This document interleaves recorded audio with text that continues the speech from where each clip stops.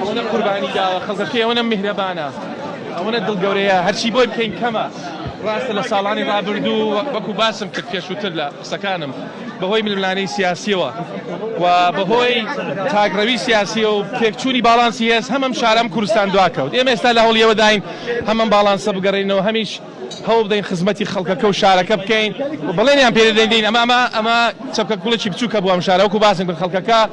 لە دە ساڵی ڕابردوو لەو پەڕی ناخۆشی دابوون بەهۆی ئێمە دەستی برایەتیمان درێژ کردو بۆ هەموو لایەنە سیاسیەکان هاوپەیمانەتیمان پێکەینەوە بۆی ئەم شارە بە دوور بێت لە ململانەی سیاسی ئاهێک بەبەر ئەم شارەدا بێتەوە ئینشاءالله